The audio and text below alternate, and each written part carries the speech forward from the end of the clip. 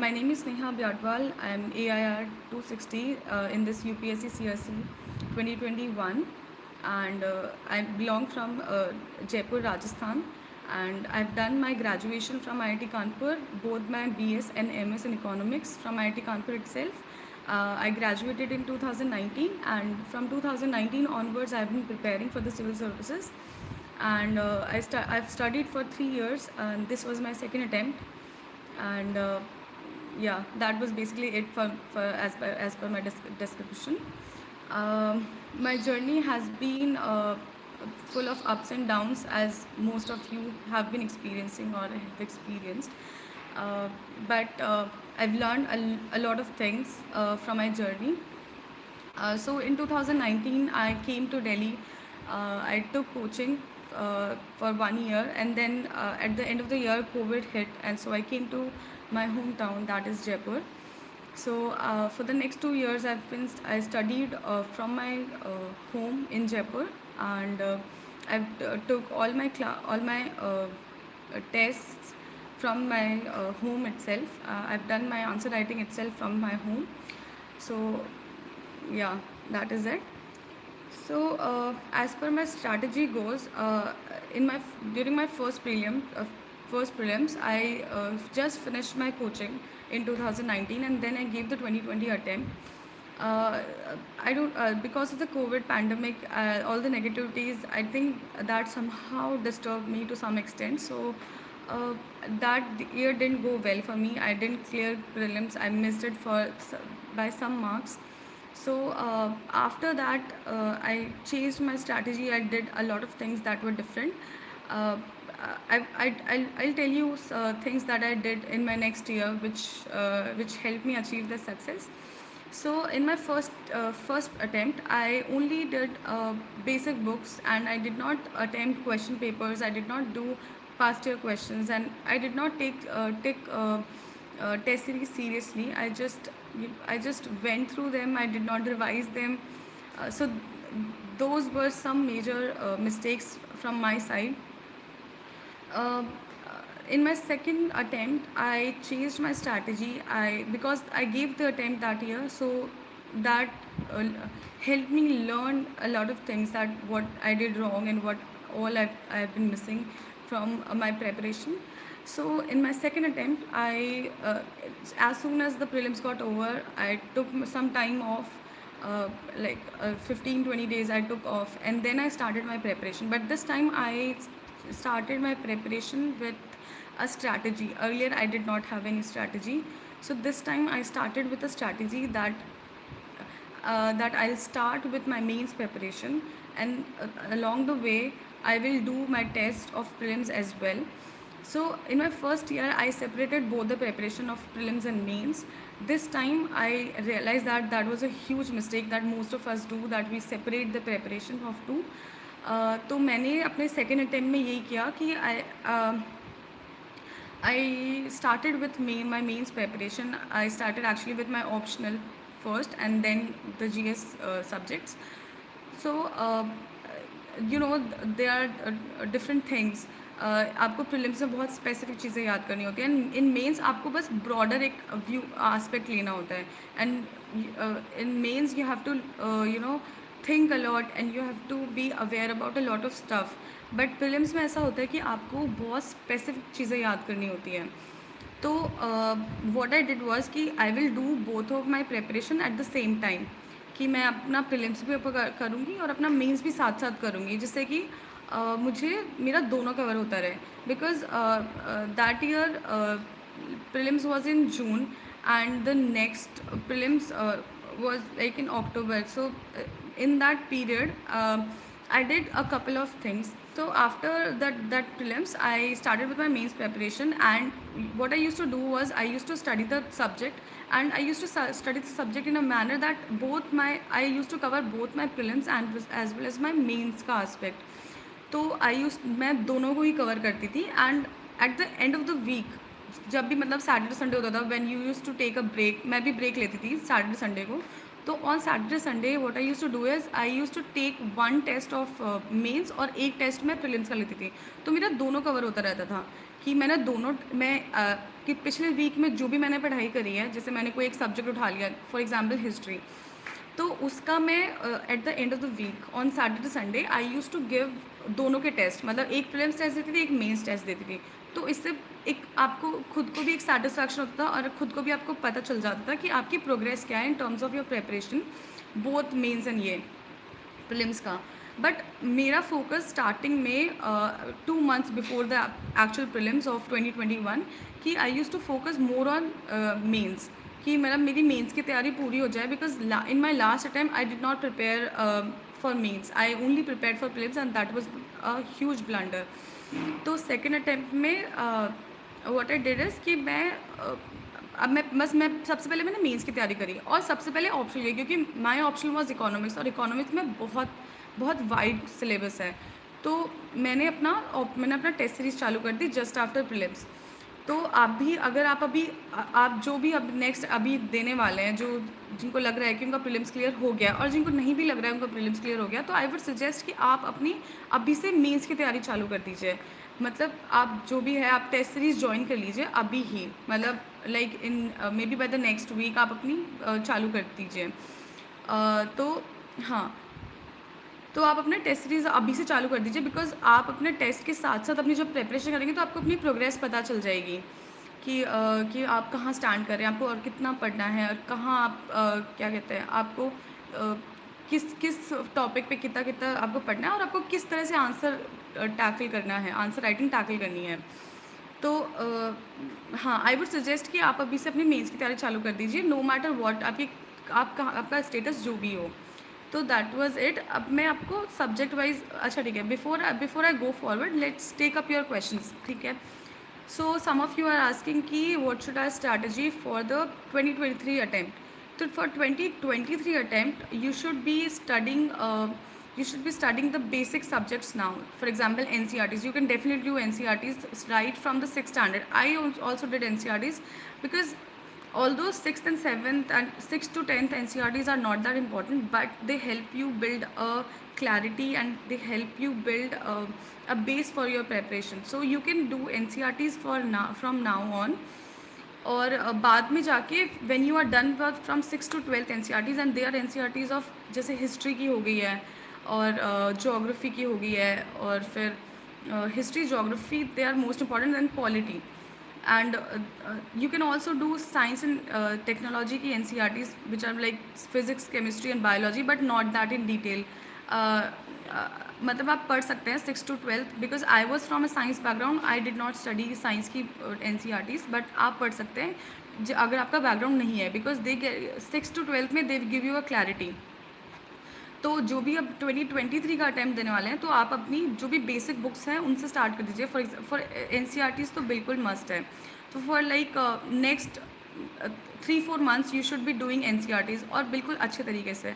उसके बाद you take up the next books, like जो भी हमारी बेसिक बुक्स होती है, जैसे पॉलिटी की लक्ष्मीकांत होगी, मॉडर्न हिस्ट्री की स्पेक्ट्रम होगी, इस तरह की जो बेसिक बुक्स है जो आपको हर जगह अवेलेबल है, तो नेक्स्ट आप वो स्टार्ट कर दीजिए।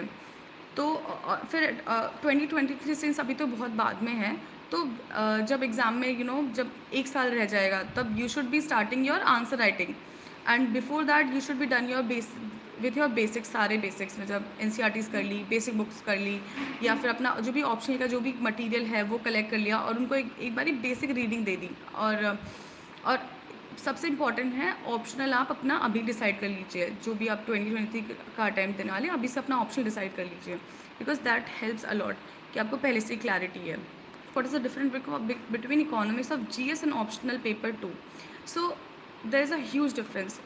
GS में वी डोंट डू इतना डिटेल में सारी चीज़ें। GS में या तो मेरी स्ट्रैटेजी ये थी फॉर GS इकोनॉमिक्स कि मैं सिर्फ करंट अफेयर्स करती थी and budget and economic survey. तो खैर मेरा तो बैकग्राउंड इकोनॉमिक्स में था, तो मैंने इतनी अलग से प्रेपरेशन नहीं करी इकोनॉमिक्स में, but from my friends experience और बाकी सबके एक्सपीरियंस आई कैन टेल कि इकोनॉमिक्स, GS इकोनॉमिक्स में आपको इतना डिटेल में नहीं जाना होता है। आपको you have to know basic issues जो भी that are happening around us, the current affairs and the pros, impacts, consequences, all of those aspects जो भी इश्यूज़ हैं। और जो ऑप्शनल का पेपर 2 होता है that is completely different because you have to study from pre independent India to post independent India to current times and all of the details. For example, if we take 5-year plans, तो 5-year plans में GS में we just have to know that yes 5-year plans were given at that time, but optional में you have to be very specific that okay this was the first 5-year plan, these were the provision कि ये सब उनमें उन्होंने बातें करी थी and उसके consequences क्या हुए, उसका impact क्या हुआ. बट ये सारी चीज़ें आपको GS में नहीं पढ़नी होती है. तो जो इकोनॉमिक्स ऑप्शनल की इकोनॉमिक्स है दैट इज़ बहुत बड़ी एज़ कम्पेयर टू GS में तो आप बस बेसिक अपना देख लीजिए जो भी करंट अफेयर्स है और बस इतना ही. और ये जो सारी चीज़ें हैं ये बेसिकली NCERT से कवर हो जाती है and all the other books. For example Ramesh Singh की इंडियन इकोनॉमी, तो उसमें ये सारी चीज़ें ऑलरेडी कवर हो जाते हैं. They cover it from the GS aspect. तो आपको अगर ये सारे एस्पेक्ट्स पढ़ने हैं तो आप एक बारी रमेश सिंह के इंडियन इकोनॉमी पढ़ लीजिए. What is the role of mathematics in the economics optional?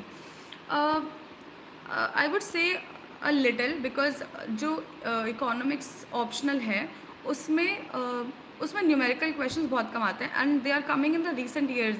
पहले आते भी नहीं थे क्वेश्चंस, तो they are coming the recent years. और ऐसे कोई रूल है नहीं. आप जब पढ़ेंगे तो आपको बहुत बेसिक न्यूमेरिकल्स होते हैं वो आपको वैसे भी समझ आ जाएंगे आप.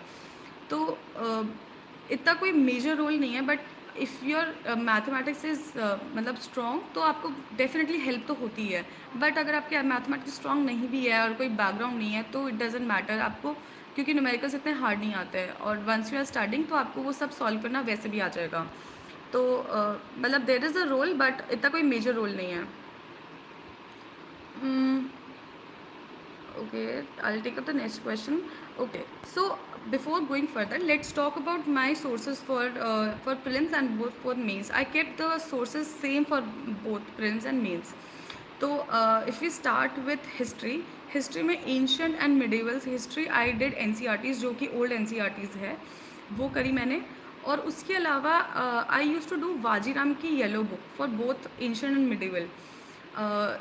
बिकॉज वैसे तो येलो बुक में सारा NCERT का मटेरियल कवर हो जाता है बट फिर भी NCERT दे गो बियॉन्ड. तो मैंने ये सिर्फ 2 सोर्स रखे for both prelims and mains. Then going further modern history में तो एक ही सोर्स मेन है बस spectrum. I did not do NCERT. फिर पॉलिटी में आई डिड ओनली लक्ष्मीकांत और इसके अलावा और कुछ भी नहीं. I did not do even NCERTs. मतलब मैंने एक बार बेसिक रीडिंग करी थी but I did not do my polity from NCERT. बस एक basic reading that to in the starting to build the basics. तो मेरा मेन सोर्स लक्ष्मीकांत था.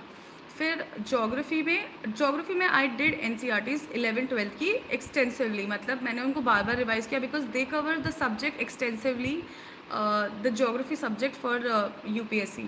तो मैंने उसकी NCERTs करी जोग्राफी की दोनों. उसके बाद में जोग्राफी में I did not do any book. There is a book GC Leong which you can do but I did not do because मेरे को ऐसी नीड नहीं हुई.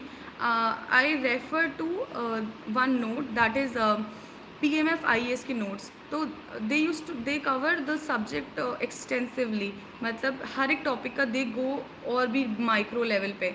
तो आई डिड दैट बट वो बहुत ज़्यादा नोट्स है. तो आप ये कर सकते हैं अगर आपको नोट्स रेफ़र करने हैं कहीं से तो आप उनको बहुत सिलेक्टिवली रीड करिए. आई मीन किसी टॉपिक को आपको समझ नहीं आ रहा है तो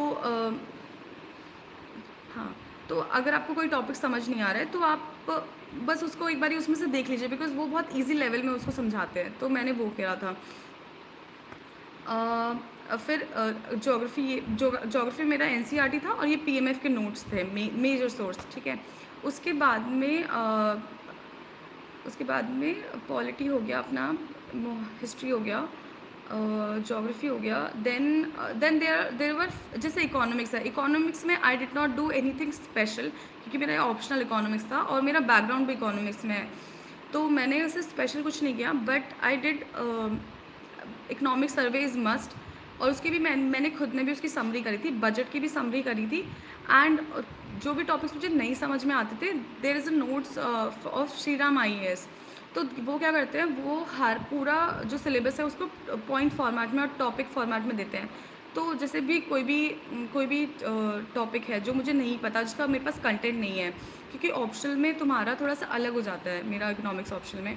तो जीएस का जो भी स्पेसिफिक टॉपिक्स थे, तो मैं उसको क्या करती थी, श्री राम आईएएस के नोट्स से कर लेती थी उसको।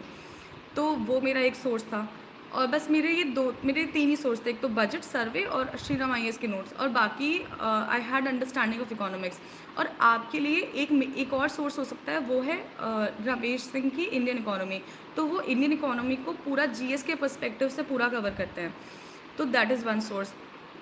उसके अलावा दीज और उसके अलावा फिर next we come to environment. तो एनवायरनमेंट में देयर इज़ जो बायोलॉजी की बुक है 12th की, उसमें जो लास्ट के 4 चैप्टर्स हैं, आई थिंक 12, 13, 14, 15, और maybe 13 to 16, there are 4 chapters, जो लास्ट के 4 चैप्टर्स हैं, दे आर इम्पॉर्टेंट, क्योंकि उसमें वो कवर करते हैं जो भी मेजर चीज़ें हैं। उसके अलावा जो मेरा मेजर सोर्स था, वो था शंकर आईएएस की एनवायरनमेंट की बुक। तो उसमें वो जो बुक है, वो बहुत, it is very wide and huge. तो आप ये कर सकते हैं कि जैसे टॉपिक वाइज आप सेलेक्टिवली रीड कर लीजिए, जैसे कि आपने कोई टेस्ट अटेम्प्ट किया। मेरी स्ट्रैटेजी ये थी कि मैं कोई टेस्ट अटेम्प्ट करती थी, उसमें मुझे कोई क्वेश्चन नहीं आया, तो आई यूज़ टू सर्च कि ये क्वेश्चन मुझे कहाँ मिल सकता है, मतलब इसका कंटेंट मुझे कहाँ मिल सकता है। तो I use to look for the content in the book. तो फिर मैं उसके बाद में मैं बुक रेफ़र करती थी। तो माई स्ट्रैटेजी वॉज दिस कि मैंने पहले वो बुक नहीं पढ़ी, और मैंने अपने फर्स्ट अटेम्प्ट में तो बुक ही नहीं पढ़ी थी। तो मैंने सेकंड अटेम्प्ट में ये किया कि मैं I use to give test environment के आफ्टर रीडिंग एनसीईआरटी। और उसके बाद में फिर अगर मुझे कुछ नहीं आ रहा है, and there is a lot in the, मतलब जो भी क्वेश्चन पूछा उसमें कि तुम्हें अंडरस्टैंडिंग होनी चाहिए, तो I use to look the same topic in the book, जो ये शंकर आईएएस की एनवायरनमेंट की बुक है। तो अगर आपको कवर करना है, तो शंकर आईएएस की बुक मतलब काफ़ी अच्छी बुक है पूरा एनवायरनमेंट कवर करने के लिए। और उसके अलावा जो मेजर टॉपिक्स हैं, वो जो भी मेजर इश्यूज़ और जो भी करंट चीज़ें हैं, वो डेफिनेटली आप जो करंट अफेयर की मैगजीन्स हैं, उसमें सब कवर हो जाएगा। उसके बाद में next we come to science and technology. Science and technology was, I covered the science and technology section entirely from the current affairs. I did not do anything special, I only read current affairs, और and I only did test. तो test देती थी, और उसमें क्योंकि आप जब test series देते हो, तो उसमें आपको बहुत सारा कंटेंट व्यू भी मिल जाता है। तो I use to do test, and then I use to do all of the other topics, जो भी करंट अफेयर की मैगजीन्स थी उसमें से। This was my science and technology. Next we come to जो भी एक्स्ट्रा टॉपिक्स है, for example world history. World history I did from Vision IAS के नोट्स से, बिकॉज वर्ल्ड हिस्ट्री की वैसे तो एन भी हैं, which every one does. I did not do an I only did, मतलब ऐसा था कि वर्ल्ड हिस्ट्री में बहुत कम क्वेश्चंस आते हैं ईयर बाई ईयर। तो if we since I had little time for my mains preparation, and world history मैंने पहले नहीं पढ़ रखी थी, तो मेरे को जो प्रीलिम्स और मेंस के बीच में कम टाइम था, ओनली 2 मंथ्स, तो मैंने उसमें सिर्फ ऐसे किया कि मैंने किसी के नोट्स रेफर कर लिए। फॉर एग्जाम्पल मैंने विजन के कर लिए, आप किसी के भी कर सकते हो, because all notes are good and well and good. तो मैंने वर्ल्ड हिस्ट्री के लिए नोट्स रेफर करे थे विजन आईएएस के। सिमिलरली डिज़ास्टर मैनेजमेंट के लिए भी मैंने नोट्स रेफर करे थे विजन आईएएस के, and world history, disaster management, then there is Indian society। Indian society भी मैंने एक्चुअली नोट्स ही रेफ़र करे थे, वाजिराब की जो येलो बुक्स आती है उसके नोट्स। फिर उसके बाद में हम बात करते हैं पोस्ट इंडिपेंडेंट इंडिया। तो पोस्ट इंडिपेंडेंट इंडिया में भी there is book by Bipin Chandra, जो पोस्ट इंडिपेंडेंस कवर करती है, but I did not, because वो बुक बहुत मोटी है, और since I had little time, तो मैंने बुक स्किप कर दी थी। एंड आई डिड क्या कहते हैं, जो वाजिराम की येलो बुक थी, तो मतलब वो बुक डुएबल है। तो मैंने सिर्फ वो ही पढ़ी थी, सिर्फ पोस्ट इंडिपेंडेंट इंडिया के लिए। Then we come to ethics. तो ethics, since I did coaching in my first year, so but I did not do ethics की coaching. So I had little idea about the subject. So I started, because there is one basic book which is lexicon for ethics. तो what I did was कि I started by preparation with lexicon. तो मैंने उसको एक बारी basic reading दे दी पूरी lexicon को, तो उसमें मुझे सब्जेक्ट समझ में आ गया कि क्या सब्जेक्ट है। उसके बाद में since you can make notes, I did not make notes, तो मैंने क्या किया कि after reading Lexicon I refer to जो वाजीराम की येलो बुक्स हैं, दे मतलब उन्होंने नोट्स फॉर्मेट में पूरा कोर्स कवर कर रखा है, तो I refer to those yellow books. तो मैंने अपना एथिक्स फिर उन्हीं नोट से किया, एंड उसके अलावा फिर I use to give test, और उससे फिर मुझे अपना पता चल गया कि कैसे क्या करना है। Then next we come to essay preparation. तो ऐसे प्रेपरेशन में I did not do anything special, since हम जीएस में इतना कुछ कवर कर लेते हैं, तो हमारे पास ऑलरेडी कंटेंट बहुत सारा है। जो भी हमारा जीएस के हम इतने सारे सब्जेक्ट पढ़ते हैं, तो हमारे पास कंटेंट तो ऑलरेडी है।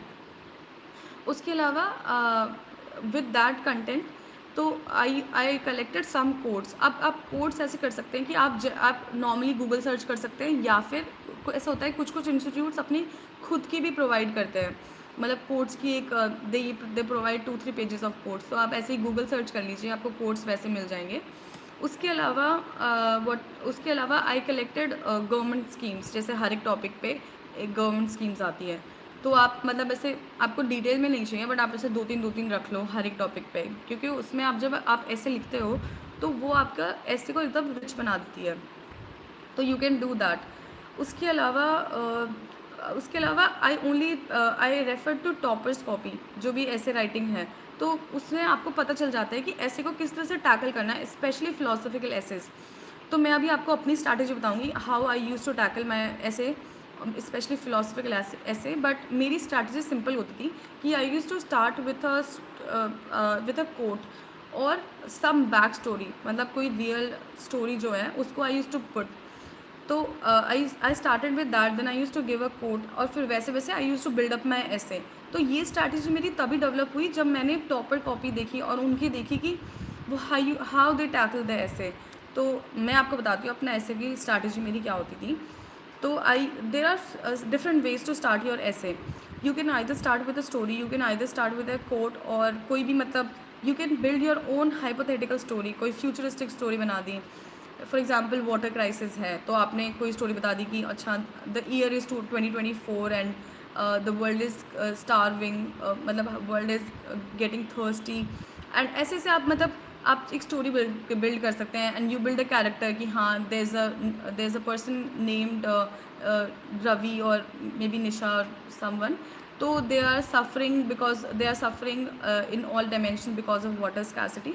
तो ऐसे ऐसे आप एक स्टोरी बिल्ड कर सकते हैं, एंड और पर इसको आप ज़्यादा लंबा मत खींचिए, मतलब keep it in 1 or 2 paragraphs, keep it in 2 paragraphs, and just cover the first page, I mean 3/4 of first page, and then in the next paragraph you connect the story with तो जो भी topic है ऐसे का, तो अब पता लग जा चाहिए ना एग्जामिनर को कि what you are trying to say. तो जो भी स्टोरी लिखी उसके नेक्स्ट आप उसको किसी किसी मतलब जो भी आपका टॉपिक है उससे कनेक्ट करिए, then give 1 paragraph to that, तो आपका एक होलिस्टिकली कवर हो जाएगा वो पूरा कि अच्छा आपने स्टोरी बता दी, आपने कनेक्ट कर दिया। And next you do is either you learn some quotes, कि आपने कोई उसके बाद में एक कलेक्टिंग कोट लिख दिया कि जल ही जीवन है, या फिर मतलब ऐसे ही कुछ कि बूंद बूंद से सागर बनता है, समथिंग लाइक दैट। आप ऐसे कुछ कुछ कोट्स याद कर लीजिए, मे बी हिंदी इंग्लिश दोनों ही। तो फिर आप वो कोट लिखिए। नेक्स्ट यू स्टार्ट विथ कि अब आप ऐसे के आपको ऐसे में बहुत पेजेस मिलते हैं, 8 पेजेस मिलते हैं, आप कवर करने हैं वो सारे पेजेस, तो you divide your essay into. I use to divide my essay in 3 sub essays, मतलब कि I use to give headings, 3 headings देती थी मैं। तो फर्स्ट हेडिंग में आपने कुछ इश्यूज़ बता दिए उसके कि वाटर स्कैरसिटी क्यों हो रही है, या फिर करंट स्टेटस बता दिया। फिर सेकंड में आपने बता दिया कि इसके इसके कॉन्सिक्वेंसेस क्या हैं। फिर नेक्स्ट में आपने कुछ गवर्नमेंट स्कीम्स बता दी जो नेक्स्ट टॉपिक आप देंगे, और ऐसे करते करते आप कंक्लूड कर दीजिए जो भी पूरा ऐसे है उसको। अब जो आपने सब टॉपिक्स लिखे हैं उसमें व्हाट यू डू इज़ कि जैसे आपने आपने इसके कॉन्सिक्वेंसेस बता दिए कि वाटर स्कार्सिटी के कॉन्सिक्वेंसेस क्या क्या है। अब उसमें आप गो डायमेंशनली, मतलब कि सोशल डायमेंशन क्या है, इकोनॉमिक डायमेंशन क्या है। सोशल एज इन की वाटर स्कार्सिटी होगी तो पीपल विल स्टार्व, और मतलब जो इनक्वालिटीज़ है they will increase because rich will gather all the water with them. तो ऐसे कर करके आप you spread your essay dimensionally. तो this is my basic essay strategy, और यही मैं फिलोसफिकल ऐसे में भी करती थी. I use to divide my essay in 2-3 sub essays and I use to cover them dimensionally. तो ये मेरी बेसिक स्ट्रैटेजी थी. Then we come to answer writing. For those who are giving, who are expecting to give mains this year, what you should do is you start your answer writing from next, or maybe next to next week onward, but latest by last by June end you should start your answer writing. And answer writing के लिए I will tell you, I was also a bit hesitant when I started my answer writing. तो but until you don't start, your answer writing won't start and you won't improve. सो आप एक test लीजिए, आप बस उसको एक बार ही, आप जैसे भी आपको आता है आप बस उसको एक बार ही अटेम्प्ट कर लीजिए. और फिर उसके बाद में once the test get reviewed, आपको जब वो रिव्यू टेस्ट मिलता है, चेक टेस्ट मिलता है, तो उसमें दे गिव यू कमेंट्स कि क्या क्या प्रॉब्लम्स है, क्या इश्यूज़ है और कहाँ पे आप इम्प्रूव कर सकते हो. तो आपका जब वो आपको रिव्यूज़ देंगे तो आप उस पर बिल्डअप करेंगे. तो just start your answer writing. आपको जैसा भी समझ आता है, there is a basic structure to an answer which I will tell you. An answer is divided into 2-3 parts. First part is you start with an introduction. जैसे कि कोई भी टॉपिक है तो उस पर आप, या फिर आपको डेटा याद है या आपको कोई करंट इशू याद है उस पर, तो यू स्टार्ट विद दैट. या फिर पॉलिटी में तो basic strategy is to you start with कोई भी आर्टिकल, जो भी कॉन्स्टिट्यूशनल आर्टिकल या फिर फंडामेंटल राइट्स या फिर DPSP या फिर fundamental duties, you start with that. कोई भी आर्टिकल नंबर से, ये तो बेसिक स्ट्रैटेजी है पॉलिटी में. तो यू स्टार्ट विद, और give at least 2-3 liner of introduction. उसके बाद में you straight away jump to the demands of the question. जैसे क्वेश्चन कुछ भी पूछा हुआ है तो आप, जैसे क्वेश्चन हमेशा 2 या 3 पार्ट में पूछते हैं वो, तो you take the first part, जो भी फर्स्ट पार्ट है उसी को आप एज ए हेडिंग देके आप बस उसको पॉइंट फॉर्मेट में चालू कर दीजिए आंसर को लिखना. फिर जो भी क्वेश्चन का नेक्स्ट पार्ट है उसको आप वापस से एक हेडिंग देके उसको नेक्स्ट पार्ट में चालू कर दीजिए. फिर जब आपके सारे, और इस तरह से आपके ना सारे टॉपिक्स, जो भी क्वेश्चंस के पार्ट है वो कवर हो जाएंगे और आपका कुछ छूटेगा भी नहीं. और फिर इसके बाद में always remember to give conclusion, because हम क्या करते हैं, हम जल्दी जल्दी लिखते लिखते हम कंक्लूजन भूल जाते हैं. But always give conclusion, that is the most important part.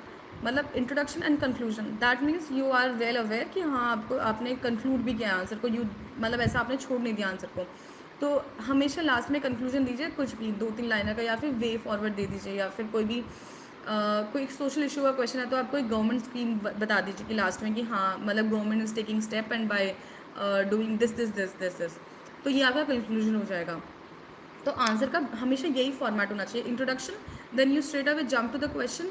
जो भी क्वेश्चन के पार्ट पूछे हुए हैं उनको आप हेडलाइन देके अलग अलग पार्ट में एड्रेस कर दीजिए, और लास्ट में 2-3 लाइन का आप हमेशा कंक्लूजन लिखिए. तो ये बेसिक आंसर राइटिंग होती है. आप एक बार आप आंसर राइटिंग जब करना स्टार्ट करें तो डू दिस, और फिर उसके बाद में you get comments from the coaching institute जहाँ पे भी आप अपनी टेस्ट सीरीज ले रहे हैं, and then improve upon it. और जैसे कि आपने टेस्ट दिया, तो जैसे ही आपने टेस्ट दिया, आपने सबमिट कर दिया, उसके बाद में they give you sample answers, जो भी आंसर आपने जो भी टेस्ट आपने दिया है, तो आप अपना और जो जो उनका दिया हुआ जो सैम्पल आंसर है उनको आप कंपेयर करिए, और उनमें देखिए कि आपने क्या क्या मिस कर दिया और क्या क्या आप और लिख सकते थे. तो मैं क्या करती थी, अपनी जो भी टेस्ट कॉपी होती थी तो मैं उसी में साइड में जो स्पेस होती थी मैं वहाँ लिख देती थी कि दिस आई हैव मिस्ड, और ये मैं और लिख सकती थी, और मैं इसको अपने ही जो पॉइंट्स होते थे मैं उसको साइड में लिख देती कि ऐसे ऐसे मैं इसको इम्प्रूव कर सकती थी आंसर को. तो at the end of the week I use to revise my answer copies की क्या क्या मेरी गलतियाँ थी और क्या क्या मैं इम्प्रूव कर सकती थी. तो ऐसे ऐसे करते करते जब आप बार बार करेंगे इस चीज़ को, तो आपको पता चल जाएगा कि आपकी आंसर राइटिंग किस डायरेक्शन में होनी चाहिए. आप अपनी खुद की एक स्ट्रैटेजी बन जाएगी when you do it continuously.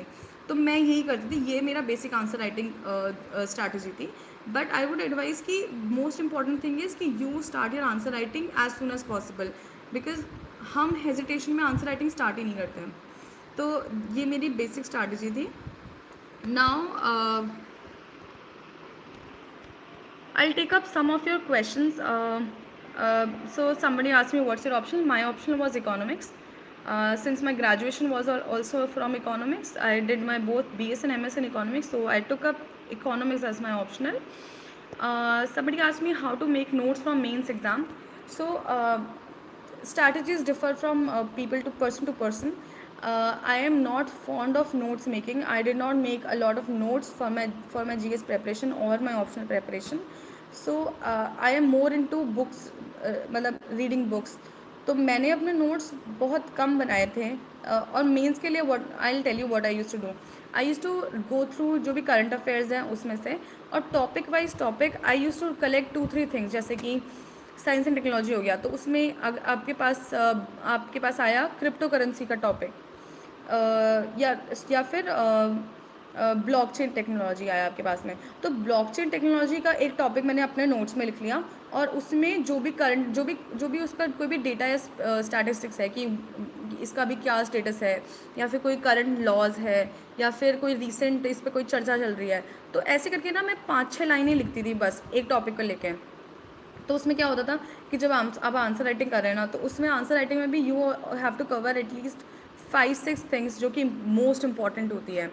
तो अगर आपके पास इस तरह की चीज़ें लिखी हुई है फ्रॉम करंट अफेयर्स की 5-6 चीज़ें एकदम इंपॉर्टेंट हैं, तो that is well and good. यही मेरे बस मेंस के वो होते थे, नोट्स होते थे कि मैं करंट अफेयर्स, या फिर मैं बताती हूँ मैं अपने नोट्स कहाँ से बनाती थी. First is current affairs. Second is जो भी मैं आंसर लिखती थी, मतलब जो भी मैं टेस्ट सीरीज़ देती थी उसके जो सैम्पल आंसर्स वो देते थे, तो वहाँ पे मतलब जैसे उसमें 20 क्वेश्चन आते थे, तो मतलब they basically cover 20 topics in the test series. तो I use to what I use to do is कि मैं उन्हीं आंसर्स को लेके जो भी टॉपिक है, तो I use to cover my notes from that. तो यही मेरी नोट्स मेकिंग थी. I did not make notes from my static part कि मैंने स्पेक्ट्रम उठाई या उसमें से मैं नोट्स बना रही हूँ. आई डिड नॉट डू दैट. मैंने बस जो भी करंट अफेयर्स थे और जो भी टेस्ट सीरीज थी वहीं से नोट्स बनाए थे अपने. तो आप अगर आपको नोट्स बनाने हैं and you are into notes making, तो what you can do is कि आप जैसे स्पेक्ट्रम है विच इज़ अ बहुत बड़ी बल्कि बुक है, आप देख सकते हैं. तो उसमें आप ये करिए कि जैसे जैसे टॉपिक है कोई भी, जैसे कि नॉन कोऑपरेशन मूवमेंट है, तो आप ये करिए कि आप ना ऐसा होना चाहिए आपके पास में कि टॉपिक लिखा हुआ है और उसमें ना 5-6 पॉइंट्स ही होने चाहिए आपके उसको लेके कि ये कब स्टार्ट हुआ, किसने स्टार्ट किया, इसमें मेजर प्रोग्रेशन क्या थी, कौन कौन से पर्सन इन्वॉल्व है, इसके कॉन्सिक्वेंसेस क्या हैं, और वे फॉरवर्ड मतलब इसके नॉन कोऑपरेशन का इम्पैक्ट क्या था in the overall independence movement. तो बस आपके पास ये 5-6 चीज़ें ही कवर होनी चाहिए, क्योंकि अगर क्वेश्चन अगर नॉन कोऑपरेशन मूवमेंट पे आएगा, तो exam would ask you question around these 5 or 6 things only. तो आप यू डू ओनली 5-6 थिंग हर एक टॉपिक में. इस तरह से आप हर एक टॉपिक को इसी तरह से कवर करिए अगर आपको नोट्स मेकिंग करनी है. बिकॉज हम क्या करते हैं, हम कोई टॉपिक उठाते हैं एंड हम उसको फिर वापस से उतना ही लिख देते हैं, तो हमारी जितनी बल्कि बुक होती है उतना ही बल्कि हमारे नोट्स बन जाते हैं, तो which is not very helpful बाद में रिविजन करने के लिए. तो यू डू दिस, मतलब आप 5-6 पॉइंट लिखिए हर एक टॉपिक पे. That's how your notes making should go. me how to start for GS history for IES. I'm understanding this is Indian Economic Services. So for history GS you can start with the basics NCERTs, जो भी पुरानी NCERTs है, old NCERTs. And उसके बाद में once you done with that, तो आप वैसे तो NCERTs आर इनफ जो एंशिएंट और मिडिवल की है, दे आर इनफ. उसके अलावा जो मॉडर्न की है उसमें you can extensively do spectrum में दे कवर एवरीथिंग. तो ये 3 चीज़ें हैं जो आप कर सकते हैं. इसके अलावा if you want to do more, तो फिर देर इज़ तमिलनाडु की 11th की NCERT which is like they cover a lot of things, जो भी अपन को वर्ड्स दिखते हैं, different words in the exam, so sometimes they come from those NCERTs. तो अगर आपको कुछ you want to go beyond, तो आप ये कर सकते हैं, आप 11th की तमिलनाडु की NCERT कर सकते हैं.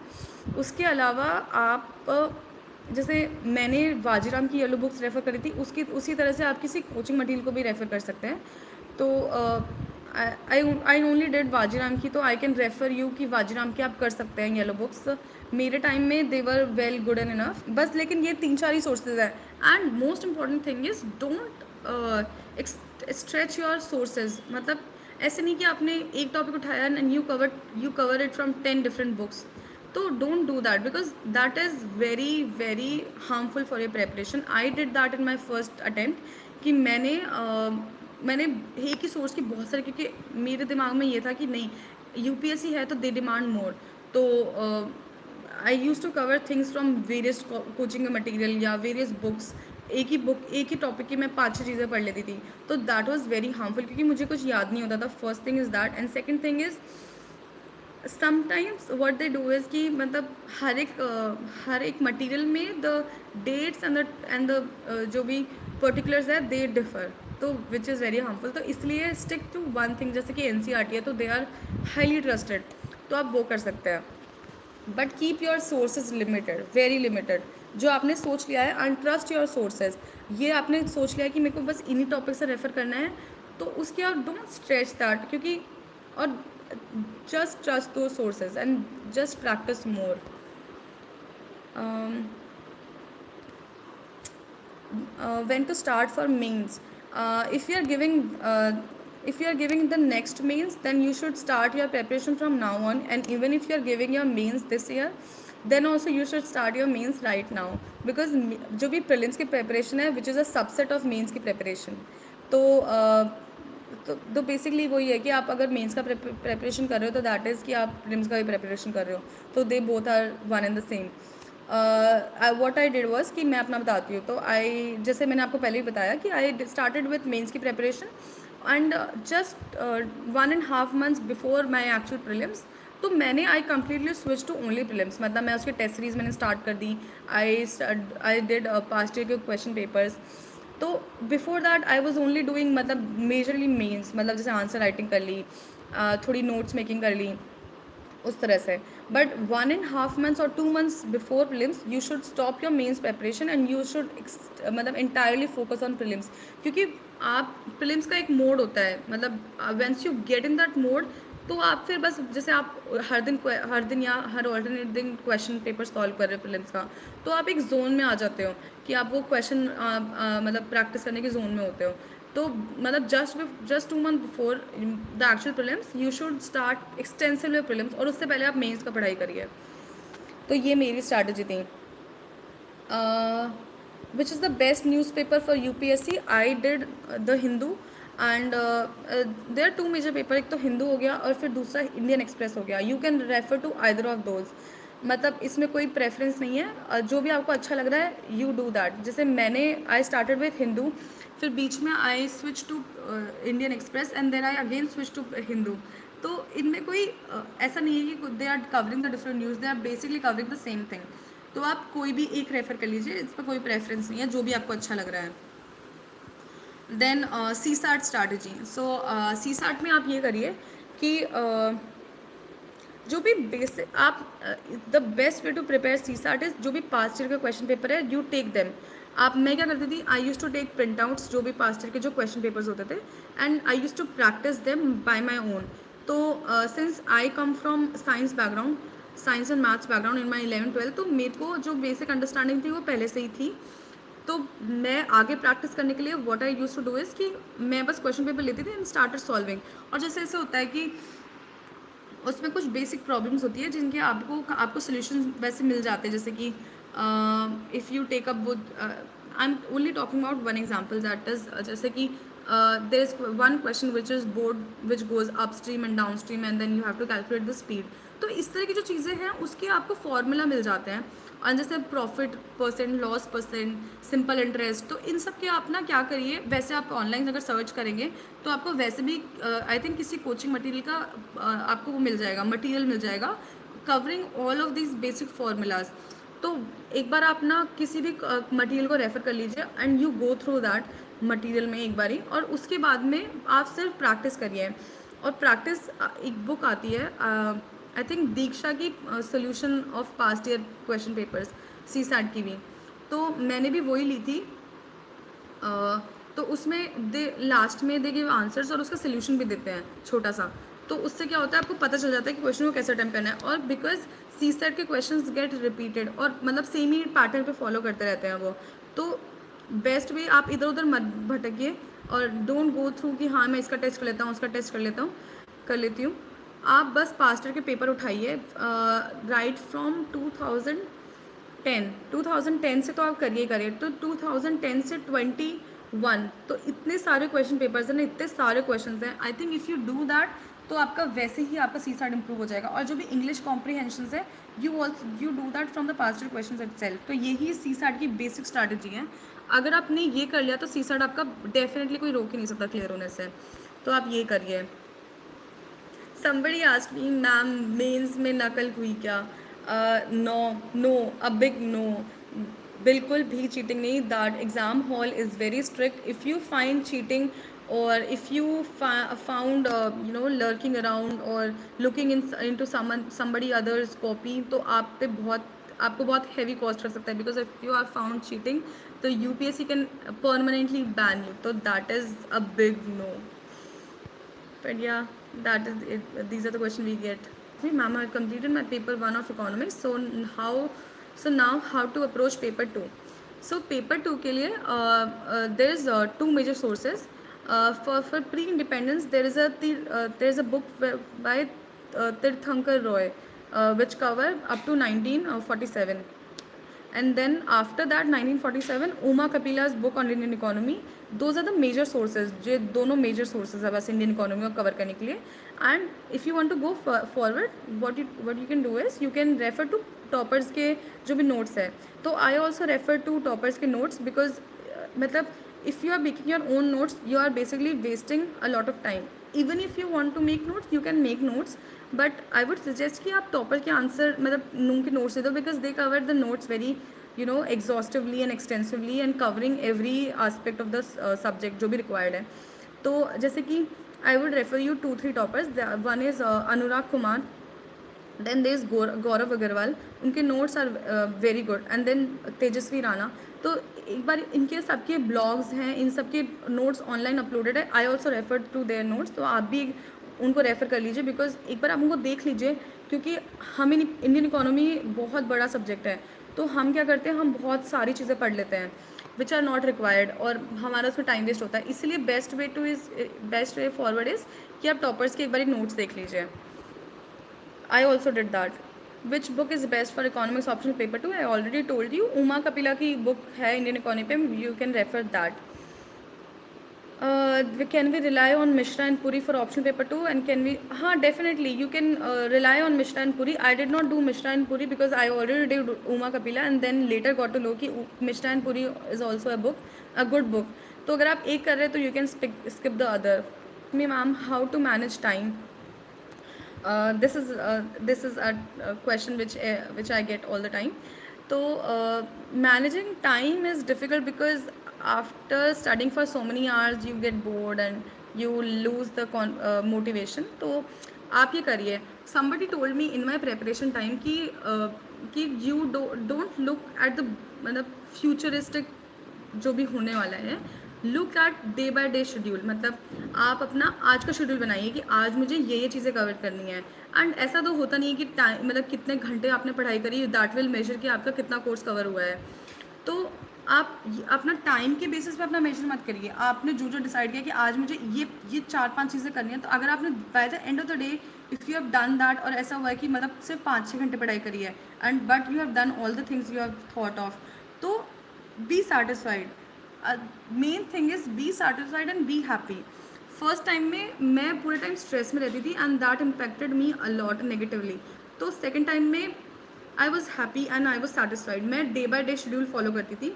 तो जैसे मतलब आप ऐसे करिए कि जैसे आज आपका दिन है, bye the end of the day रात में यू मेक मतलब मैं एक डायरी में लिखती थी कि मुझे अगले दिन क्या क्या करना है. तो मतलब मेरे दिमाग में पहले से ही क्लियर होता था कि नेक्स्ट डे उठ के मुझे क्या क्या करना है.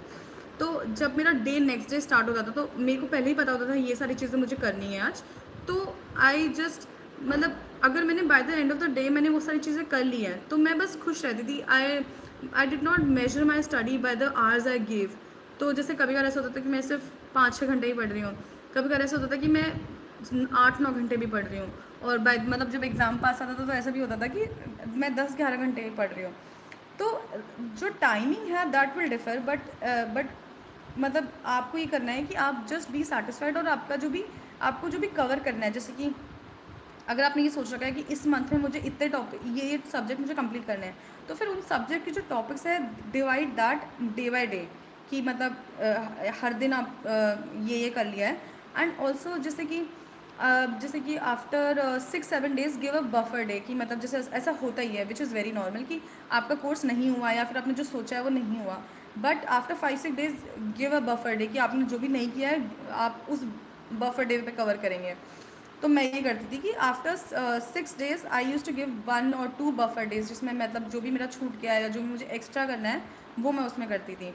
तो आपका मतलब टाइम प्लान इसी हिसाब से होना चाहिए। मैम इकोनॉमी की तैयारी हिंदी मीडियम से कैसे करें? हिंदी मीडियम में भी I think there are books on Indian economy. आप एक बार इसको ऑनलाइन सर्च कर लीजिए, फिर वो बुक्स आपको अमेज़ॉन पे भी मिल जाएंगी। तो आपको इंडियन इकोनॉमी की हिंदी में भी सेम बुक्स ही हैं, तो आप एक बार इसको गूगल सर्च कर लीजिए हिंदी की बुक्स और आपको मिल जाएगी। तो मतलब कंटेंट तो सेम है ही, तो आप उसमें से कर लीजिएगा। How many previous year economic survey budget we need to prepare for optional? Can we do it from compilation or do we need to read it from line to line? I did not read the survey from line to line, and I only did जैसे कि I studied for 3 years. This was my second attempt. तो मैंने last year का तो budget और सर्वे कर ही रखा था और इस टाइम का भी मैंने किया ही था। तो इफेक्टिवली मेरे पास 2 इकोनॉमिक सर्वे और बजट हो गए थे। बट ऐसे ज़रूरी नहीं है, मतलब समवन विल सजेस्ट यू कि आपको 2-3 साल के पिछले सर्वे और बजट करना है, but that is according to me that is not important. अगर इस साल का बजट और survey if you are clear with it तो मतलब which is well and good, इतना ही मतलब रिक्वायर्ड है। Is coaching necessary? According to my experience, I would say कि coaching is not that necessary. Self study is sufficient in the UPSC preparation. बहुत लोग करते हैं. I did because I had no idea about UPSC preparation उस time पे. But आप अगर आपके पास अभी थोड़ा टाइम है तो you can search for UPSC में क्या क्या सिलेबस है, what sources you can refer, ये सब कुछ ऑनलाइन अवेलेबल है। And there are so many YouTube videos of toppers talking about their strategies, lecture videos, coaching videos। तो अगर आपको लेनी है सब, if you are facing some problem in a particular subject तो आप सब्जेक्ट वाइज कोचिंग ले लीजिए। But according to me coaching इतनी इंपॉर्टेंट नहीं है, but coaching is important on some aspect कि आपको कोई डायरेक्शन मिल जाती है। You come in to interaction बहुत सारे लोगों से, तो अभी बहुत सारे लोगों को जान जाते हो, तो यू मतलब आप एक माहौल में एंटर कर जाते हो when you get serious and you get a lot of inputs from other people। तो कोचिंग आई थिंक उसी चीज़ों में मुझे हेल्प करी है। और जैसे पॉलिटी और जोग्राफी 2 ऐसे सब्जेक्ट हैं जिसमें मुझे कोचिंग हेल्प करी है। बाकी तो I think I could have done the 2 subjects मैंने खुद से ही करे थे, क्योंकि कोचिंग मैंने इतना पढ़ा नहीं था and I did my self study ही उसके बाद में। तो कोचिंग इतना इंपॉर्टेंट नहीं है, but if you are facing problem in some subjects तो आप उसकी सब्जेक्ट वाइज कोचिंग ले लीजिए। Okay, my Telegram channel is by Neha Byadwal, AIR260. That is my Telegram channel name. Option subject कौन से बेटर होता है ma'am? Option subject that depends on your own preferences. जैसे मेरा तो इकोनॉमिक्स बैकग्राउंड था तो इसलिए आई चोज इकोनॉमिक्स।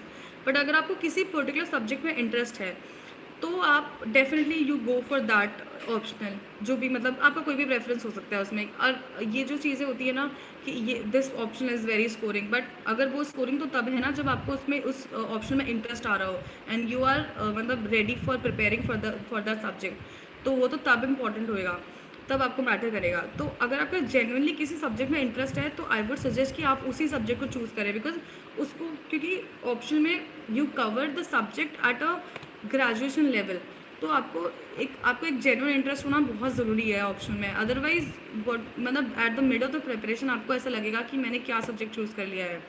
तो मैं अपने फ्रेंड्स के एक्सपीरियंस से ही बता रही हूँ ये चीज़, तो लेटर दे रिग्रेट। तो आपको जिस सब्जेक्ट में जेन्युइन इंटरेस्ट है यू टेक दैट सब्जेक्ट, कोई भी सब्जेक्ट हो सकता है वो। मतलब most of my friends and my college suggest में कि इकोनॉमिक्स में क्यों ले रही हूँ, because that subject is not very scoring, बहुत कम लोग लेते हैं, but I still did and I scored pretty well in economics option because I had a genuine interest in economics. तो आपको जो भी इंटरेस्ट है आप वो लीजिए। ऑप्शनल के लिए कोचिंग मैंने वाजीराम से ही ली थी, because I took my GS की क्लासेस भी, क्योंकि मेरे इकोनॉमिक्स ऑप्शनल में they are very limited coaching material या फिर सोर्सेज। तो मैंने वाजीराम से ही ले ली थी जस्ट फॉर बेसिक अंडरस्टैंडिंग। और उसके बाद में टेस्ट सीरीज़ मैंने ऑप्शनल की जो इकोनॉमिक्स ऑप्शनल उसकी टेस्ट सीरीज़ मैंने ब्लिस पॉइंट से ली थी। तो क्योंकि बहुत सारे सोर्सेज हैं नहीं इकोनॉमिक्स ऑप्शनल के लिए, तो इसलिए मैंने ये दोनों लिया था। Any coaching you refer for Indian Economic Services? I know that Next IAS runs a course specifically for Indian Economic Service, तो you can look into that। शुरू कहाँ से करें मैम?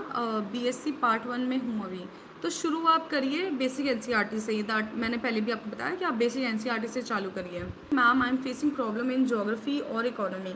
तो if you are facing problems in geography and economy, geography के लिए तो there is best source, मतलब जैसे मृणाल के वीडियोज़ हैं ऑनलाइन ज्योग्राफी में, और वो बिल्कुल बेसिक लेवल पे सिखा, मतलब तुम्हें चीज़ें बताते हैं, तो आप एक बार वो देख लीजिए, दैट इज़ वेरी इंपॉर्टेंट। और इकोनॉमी में if you are facing trouble, तो पहले तो आप सबसे इम्पोर्टेंट, पहले तो आप एनसीईआरटी देखिए इकोनॉमी की। अगर आप एनसीईआरटी में आपको चीज़ें समझ आ गई है तो आपको एक बेस कवर हो जाएगा इकोनॉमी का। उसके अलावा जो भी एक्स्ट्रा चीज़ें हैं वो आप करिए। जैसे मैंने आपको श्री राम नोट्स और क्या कहते हैं रमेश सिंह की जो इंडियन इकोनॉमी है वो काफ़ी अच्छी बुक है, तो आप उसको रेफ़र करिए। और आपको फिर भी प्रॉब्लम आ रही है तो यू कैन डू इज़ कि आप ना, जैसे आप ना आंसर, मतलब क्या कहते हैं, प्रीलिम्स की जो टेस्ट सीरीज़ होती है इकोनॉमी की, उसको आप अटेम्प्ट करिए। फिर आफ्टर यू अटेम्प्ट दैट, आप उसको एक बारी रिवाइज़ करो कि मैंने क्या क्या मिस्टेक्स करी है, और आपकी जो अप्रोच है क्वेश्चंस को लेके, और जो अप्रोच एक्चुअल जो जिससे सही आंसर आ रहा है उसमें कितना डिफरेंस है। तो जब आप ये करेंगे बार बार ना, तो आपको पता चल जाएगा कि आपकी अप्रोच में क्या इश्यूज़ है। तो ऐसे ही आपकी इकोनॉमी इम्प्रूव होएगी। वैसे economy is a very interesting subject, तो मतलब if you read it with interest तो आपको अच्छे से चीज़ समझ में आएगी, और एक बार अच्छे से चीज़ समझ में आ जाएगी तो आपको कभी भी इकोनॉमी के क्वेश्चन गलत नहीं आएंगे। एथिक्स के लिए क्या क्या करें मैम?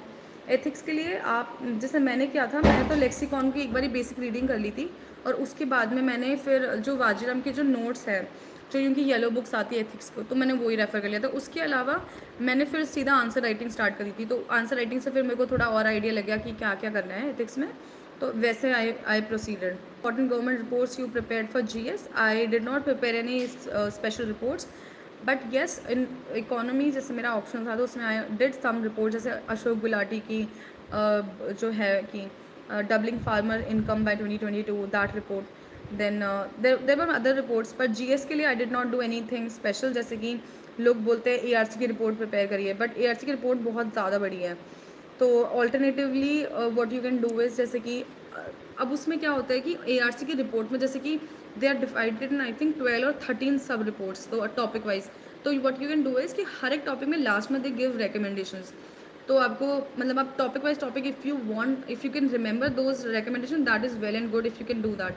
तो आप बस वो लास्ट में जाके वो जो भी रिकमेंडेशंस हैं उनको आप बस उन्हीं को आप पढ़िए।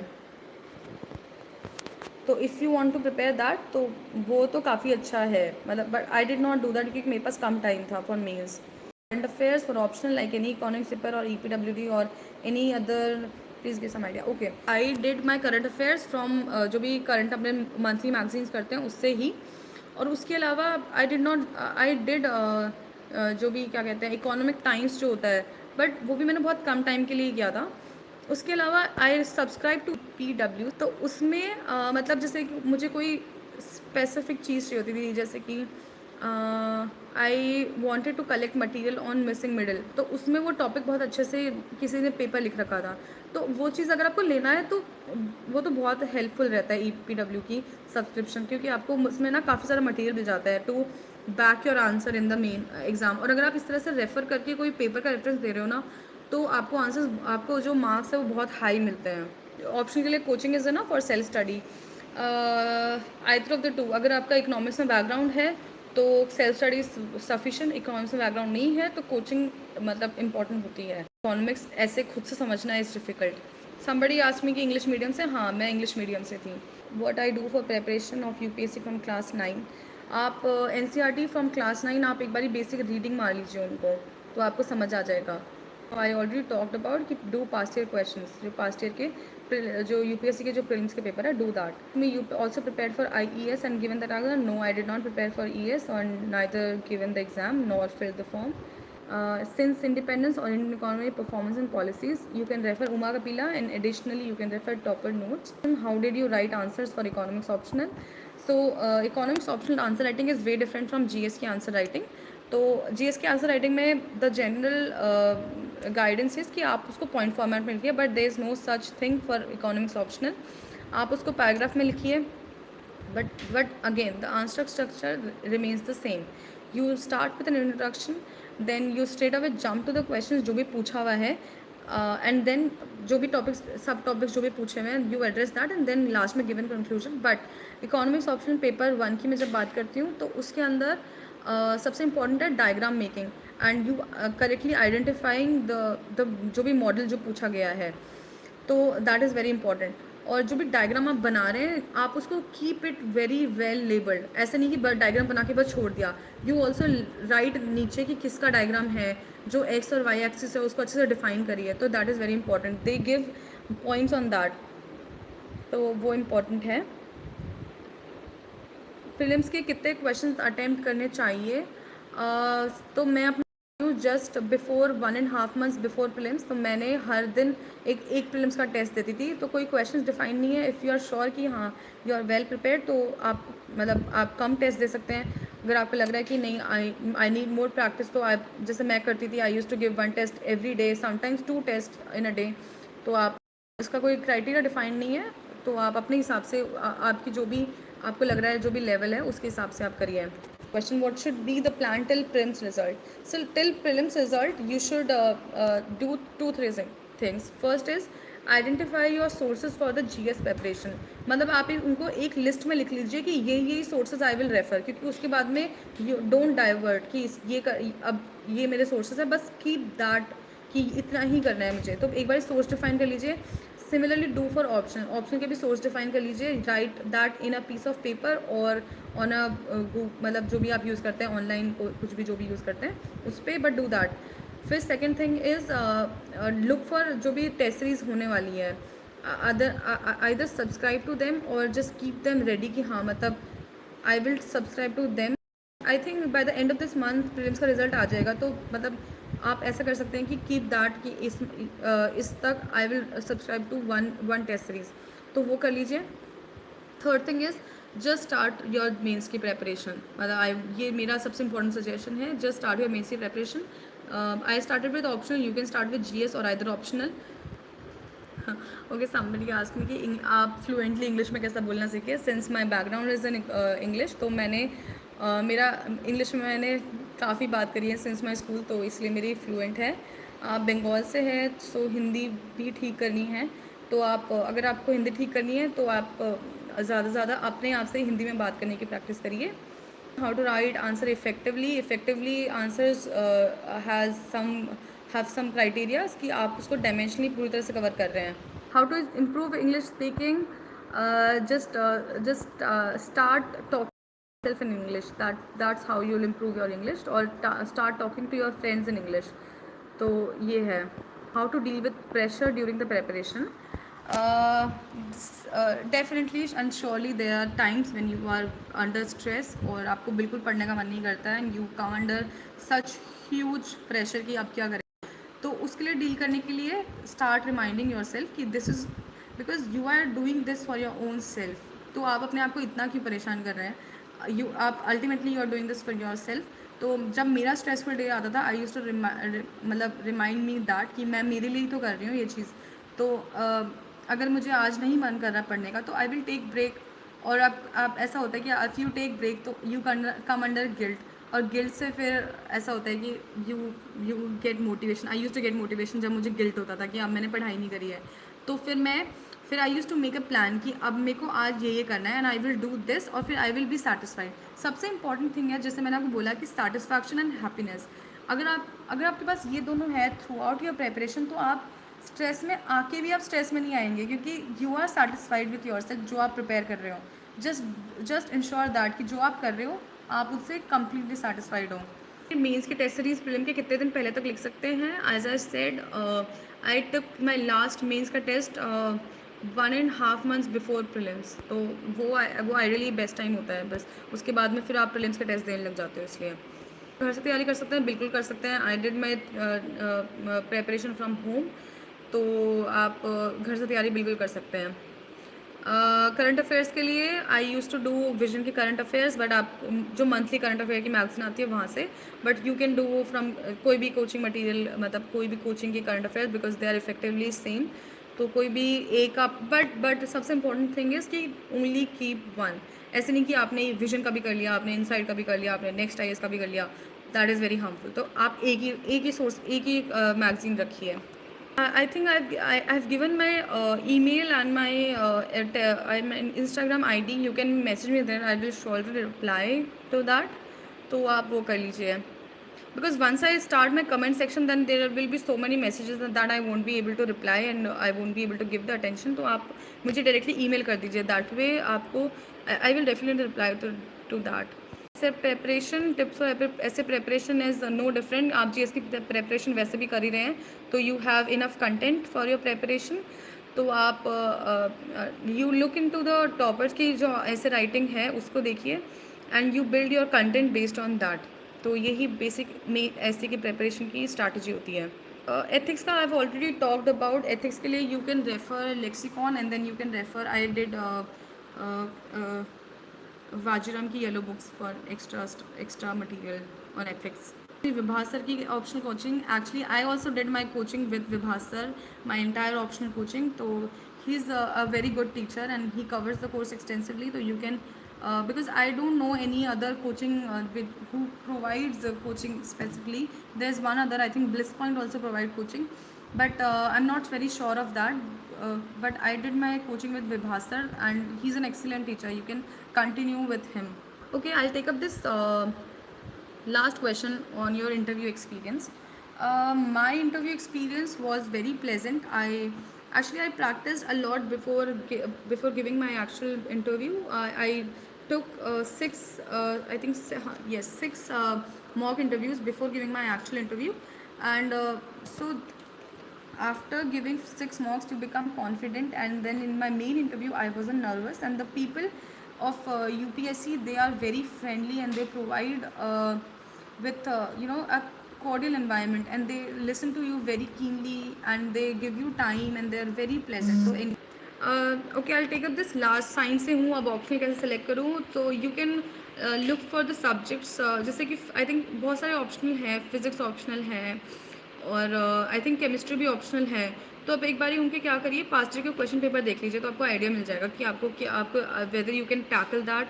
और जो भी उनका सिलेबस है, यूपीएस सिलेबस दे रखा है ऑप्शनल का, तो आप एक बार वो देख लीजिए. तो I think this is it. I will take up all of your next questions in my next session, and you can either email me, go through my Telegram channel, or the email, the Instagram ID that this UPSC Times have mentioned on their page. You can message me on that ID. I will surely reply to that all of your doubts. And it was really nice interacting with you, and I hope you do all well.